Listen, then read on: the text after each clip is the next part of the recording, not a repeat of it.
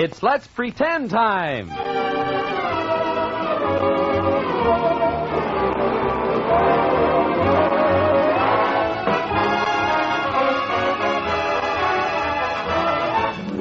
Hi there, pretenders. Welcome once again to Old Let's Pretend as we take our magic carpet ride with Judy, Gramps, and Tommy through their fanciful flights into fantasy with such exciting characters as Rumpelstiltskin, Jack the Giant Killer, Puss in Boots, and many others too numerous to mention. So let's get set for our magic carpet ride over the Milky Way and points beyond as we join that funsome threesome and another of their exciting escapades in the land of enchantment, Let's Pretend Land.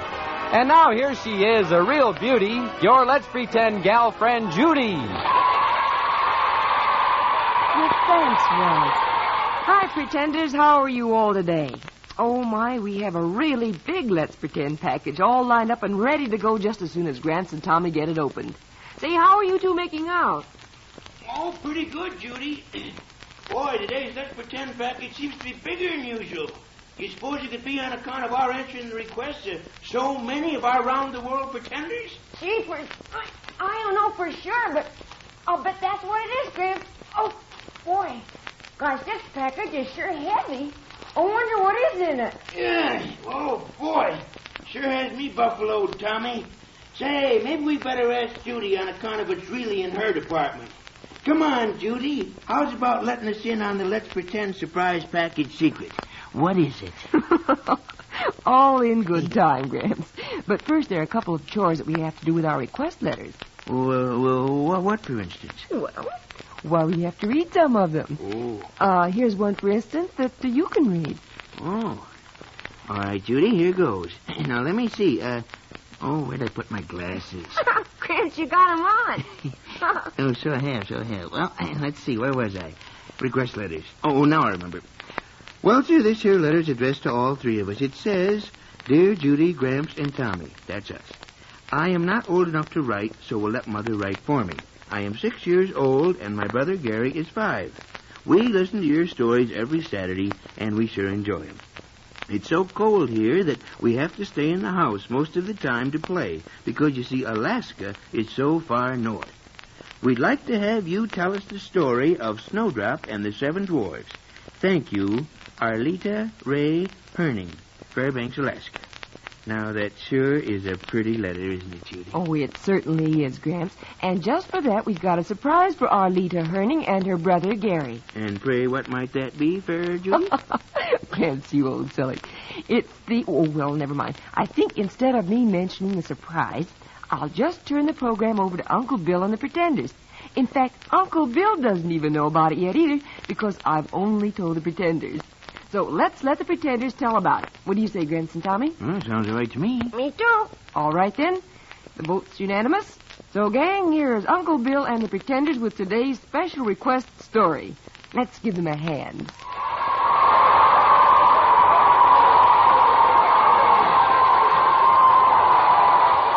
Thank you for that very nice welcome, audience. What's on your mind?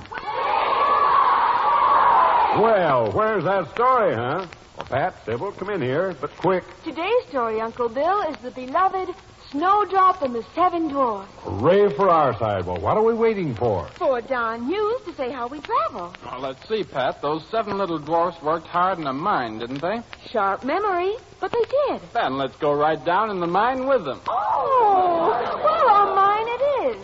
Everybody get on the lift, and no stops till we hit the bottom of the shaft. All set? 1, 2, 3. Okay, Joe, cut her loose.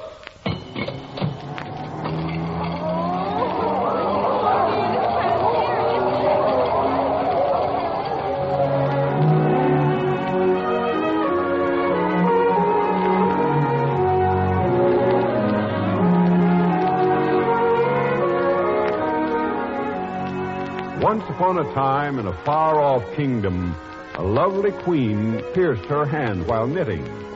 As the drops of blood fell on the snow, she remarked to her devoted companion, Margot, that should she ever have a baby, she hoped the child's skin would be as white as the snow, her cheeks red as the drops of blood, and her black hair as the ebony knitting needle. And she would be called Snowdrop. Her wish came true, but the gentle queen passed over to the land beyond the sky.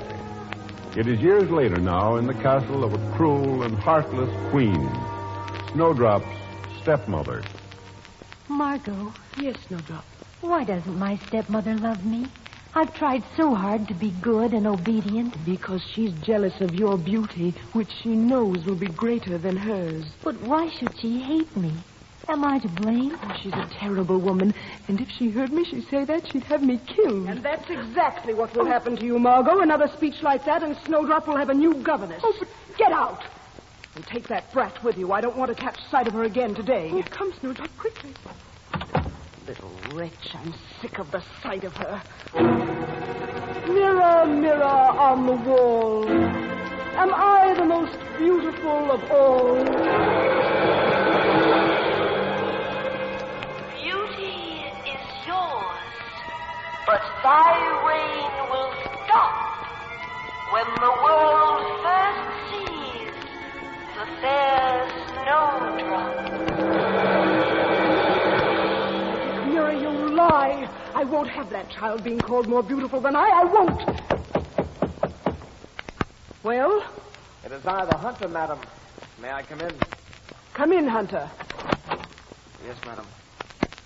You have an errand for me to do, Your Highness. Yes, listen carefully. Here is gold and plenty of it. I want you to do a particular mission for me. Gladly, if I can. You can and must. I command it. You see that child playing in the yard? Oh, that beautiful child with the black hair? She isn't beautiful. Take her into the forest, and when you're deep in the woods, do away with her. You mean kill that lovely little girl? Exactly. Madam, I can't. It's your life or hers. Either you do as I say, or I'll have you killed as a spy. Now, which will you choose? I have a family to care for, madam. I have no choice. When must I do it? Right now. I don't ever want to see her again.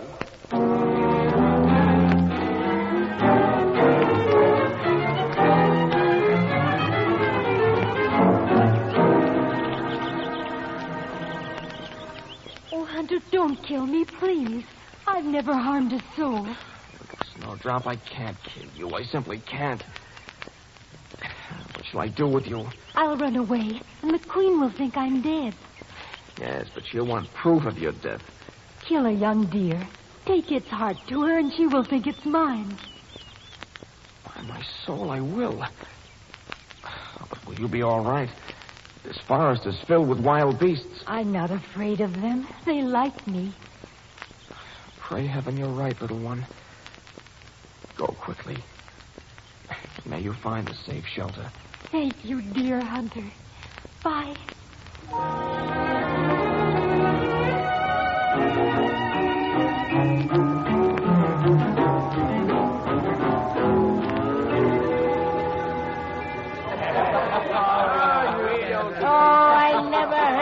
Such a thing. Anybody would think I was the laziest dwarf in the world. As if there were any doubt of that, Yaha. What did you do all yesterday? What did I do? Why, all day I fought with a great Oh, brothers, listen to him. There he starts again to tell of yesterday's terrific fight. What did you fight, Yaha? To keep from going to work? I fought a wildcat, a great big cross-eyed wildcat. It weighed 250 pounds. Thought you told me 300. Yeah, well... Oh, well, it lost weight while we were fighting. You clown. Come in and continue after supper. Well, Brother Dwarfs, it's good to be home, isn't it? Yes. What? Somebody's been eating my bread. Huh? Somebody's been drinking my milk. Why, somebody's been using my fork. Oh, somebody's been eating my porridge. And somebody's been near my bed. And mine, too. Dwarfs, here is the answer. Look at this beautiful little girl on my bed, asleep. Are you sure she's only asleep? Maybe she's dead. Wake her up and ask her if she's dead. Oh, keep quiet, you idiot. Of course she's asleep. I'm going to sneeze. Then run out into the yard. Quickly. In time.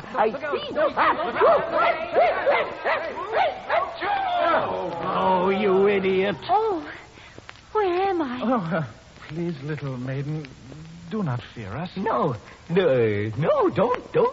don't be afraid.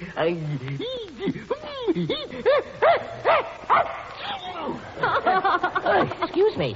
Oh, you're funny when you sneeze. I'm not afraid anymore. Oh, we welcome you here.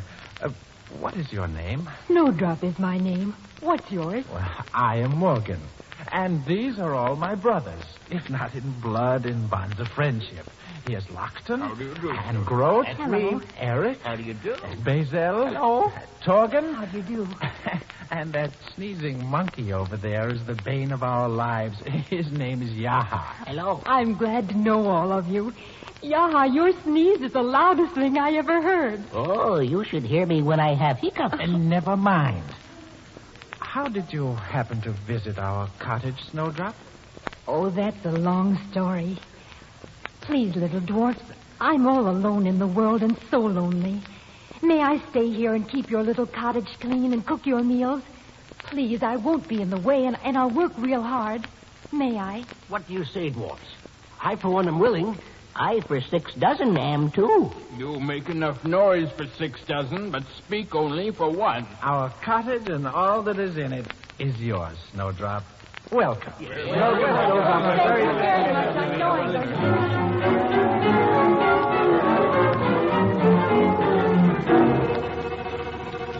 Mirror, mirror on the wall, am I the most beautiful of all?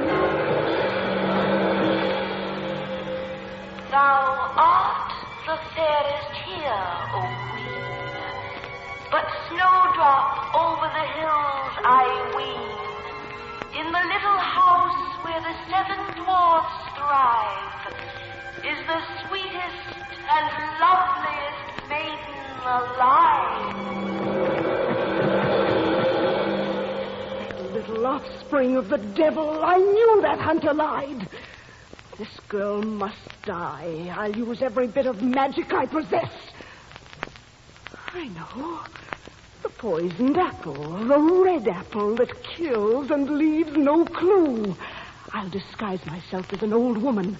I'll even share the apple with her. The poison will be only in the red side of it. She won't suspect it then. Be ready, my mirror. The next time you'll tell a different story.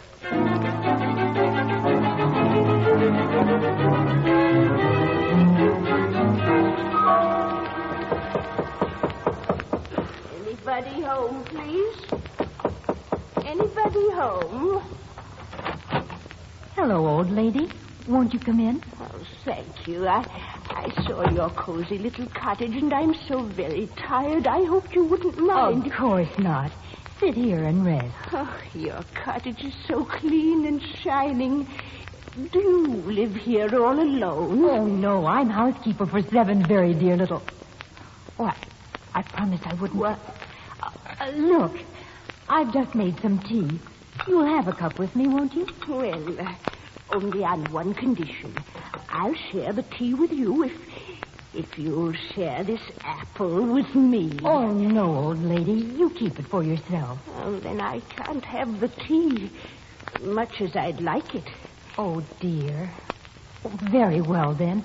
Just one bite. Then it must be from the lovely red side. Oh, no. I insist.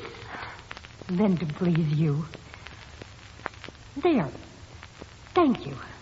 Now I will have some tea. All right. There you... Do you take cream or... Oh, I'm sorry. Oh, lady, help me. I can't get... Oh... Poison works quickly. It never fails. Much good your beauty will do you now, my fair Snowdrop. And so, Magic Mirror, you'll tell a different story now.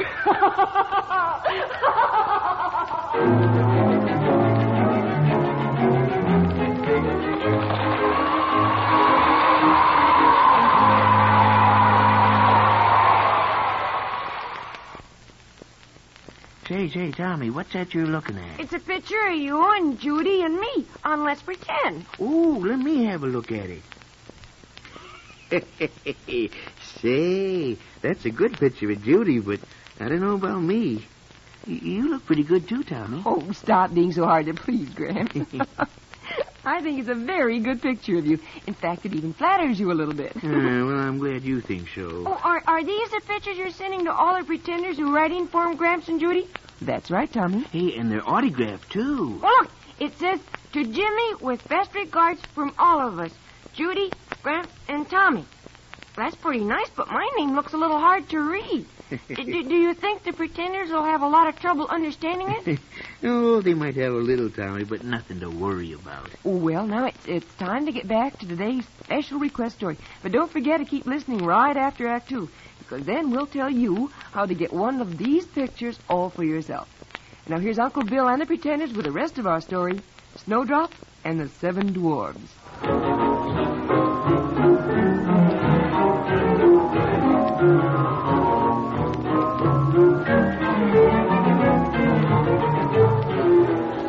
Snowdrop's stepmother, the Wicked Queen, was determined that Snowdrop should die. So, exerting all her magic, she poisoned the red side of an apple. Then, disguising herself as an old woman, she coaxed the unsuspecting Snowdrop to take a bite of the fruit. At the taste of the poison, Snowdrop fell into a death-like sleep, and the evil queen left her, believing her dead.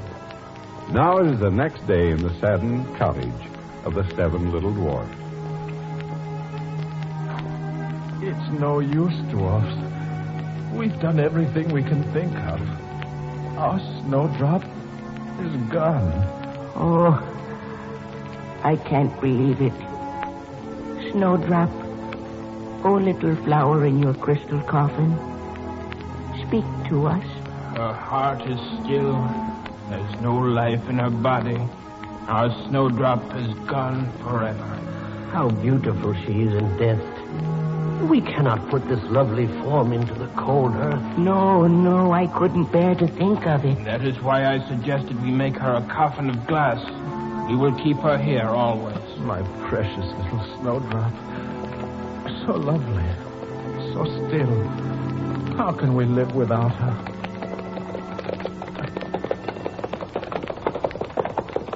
Someone is coming.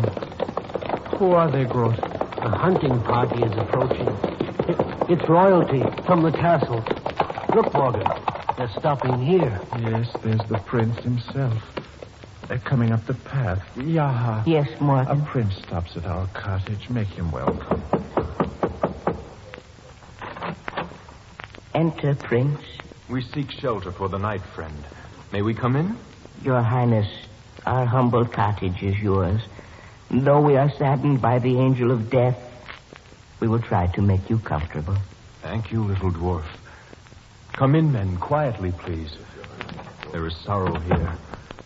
Who has died, little man? Our beloved Snowdrop, sire. You may see her if you like. She is here in this glass coffin. Oh, what perfect beauty. Surely one so young, so lovely is not dead. She only sleeps. Would it were so, sire. Was it of illness she died? We do not think so, Your Highness, but we can't discover the cause of her death. I cannot believe she is dead. Little men, come with me. Bring this beautiful little lady to the castle. Then I will summon all the court physicians. And if in all the kingdom there is a cure or a way of restoring her to life, she will be made well again. That is kind of you, Prince. What do you say, Brother Dwarf? I would give my life to bring her back to us. And I. And I, too. Then come. Lift the crystal coffin on your shoulders, and we shall start back immediately. Very well. You, Yaha, stand at her feet. All right, Then you, Lockton, and Eric on one side with me. Groot, Bazel, and Torgan on the other. Are you all ready, men? Yes, we're all ready. Then let us start. Open the door, and be careful. Carry her gently, men. Careful of the step. Yes, watch it, men. Oh? Oh, what's the matter, Yaha? Be careful, Yaha. What's the matter? I'm going to sneeze. Oh, no, I'm going to sneeze. Oh, you stupid. You've dropped your end of the coffin. Oh, Yaha. Listen. Do you hear that? It's from the coffin. It's Snowdrop. She moved. Quickly, help me lift the lid. Oh, yes, quickly now. She lives. Our Snowdrop lives. What's this? Look, men. What? A piece of apple dropped from her mouth. Lupton, why am I in this crystal case? Snowdrop. Oh, our darling is alive again. Snowdrop, are you all right? What happened to you, Snowdrop? What did you do, Snowdrop? Did anyone come to the cottage while we were away? What was the last thing you remember? An old woman shared an apple with me. And I remember nothing after that. No wonder we could find no trace. The apple was poisoned. Your Highness, come here quickly. Yes, little dwarf. What is it? Look, our princess is alive and all right. This is our Snowdrop, restored to life again. I am unspeakably glad. But what happened? Leave it to our Yaha. He would have one of his sneezing fits and stumble. That dislodged the poisoned apple Snowdrop had eaten. Oh, thank heaven for that. Oh, Prince, surely I have seen you somewhere. And all my life, I have searched for someone like you, dear little Snowdrop. Dwarfs, if some day in the future she will consent, may I beg the hand of Snowdrop in marriage? If Snowdrop should wish it, do we give our consent? What do you say, Snowdrop? I know now where I've seen you, dear Prince. I have dreamed of you in my sleep. So that must mean that in time I will grow to love you. I will devote my life to your happiness, my little princess. Come, dwarfs. Our procession is changed from one of sorrow to great happiness. Come. Where, Your Highness? To the palace, where all of you will be made welcome and have a home always. Oh, how nice. Thank you, dear Prince. I couldn't live without my little friends. You will come, won't you? Can we see Snowdrop every day? Yes, Yaha. And have pudding every day? As often as you want it. What do you say? Well, I say... I say...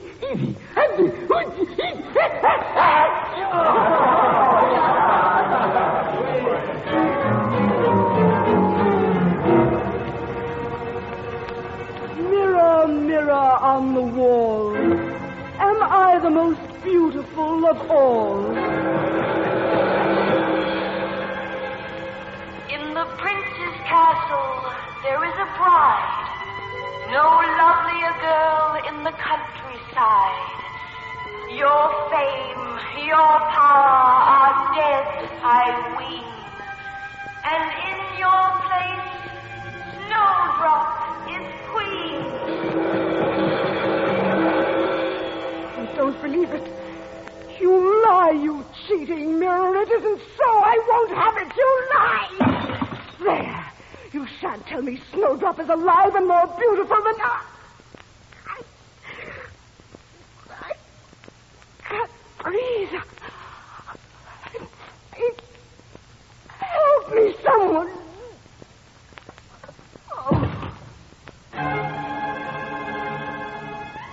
Though she's broken the mirror, truth still lives on, and right will prevail long after she's gone. Snowdrop and the prince are happily wed, and the world will rejoice. The wicked queen's dead.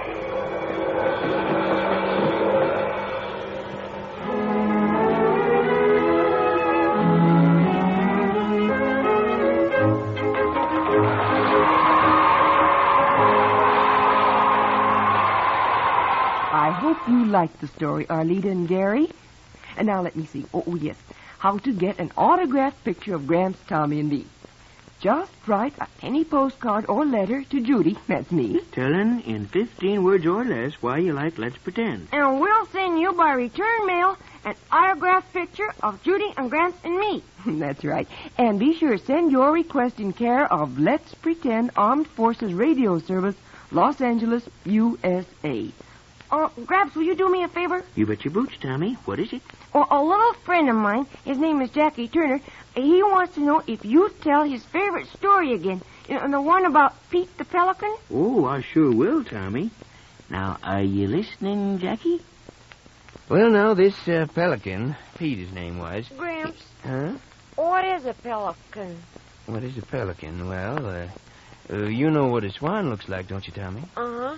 Well, a pelican looks something like a swan, only his neck is shorter and his beak is longer.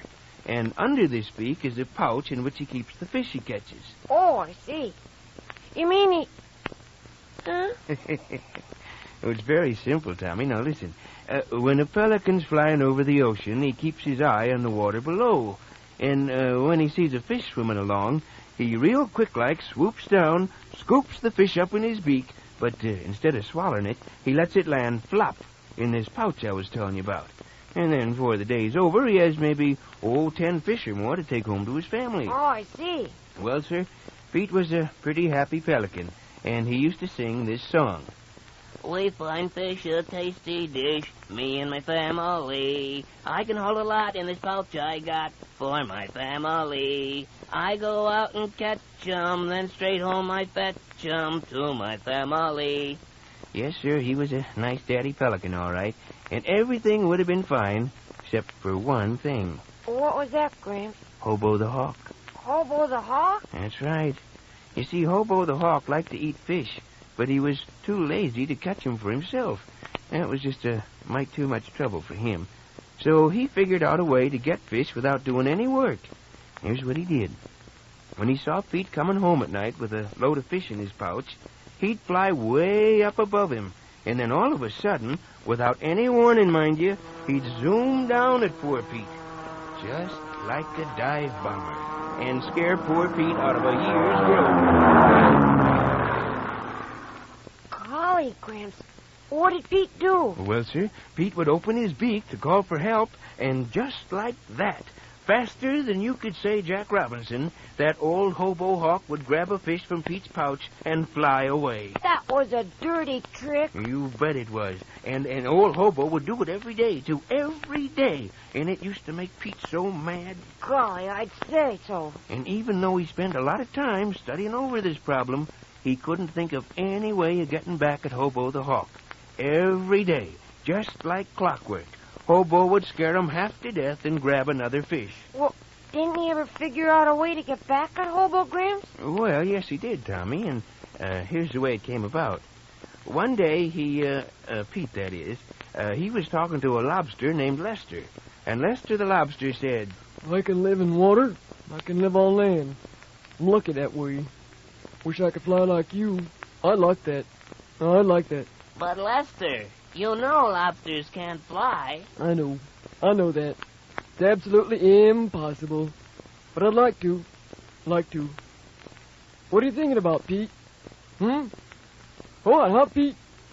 What are you thinking about, Pete? Wait a minute. I just figured it out. A way for you to fly, Lester. Oh, tell me. And you can also help me teach Hobo the Hawk a lesson. Oh, tell me. Well, sir, now this was Pete's plan. He would take Lester for a ride in his pouch, and he told Lester what he should do when Hobo the Hawk came along to get a free fish. Lester thought the idea was wonderful, and he quickly crawled into Pete's pouch. Then Pete spread his wings and soared up into the sky. He kind of opened his beak so Lester could observe the scenery. Sounds like fun. Oh, it was, Tommy, and Lester was having the time of his life. But then, all of a sudden, Hobo the Hawk came flying toward Pete, smacking his beak in anticipation of a nice, fat fish. I went through the usual routine, dive bombing at poor Pete the pelican.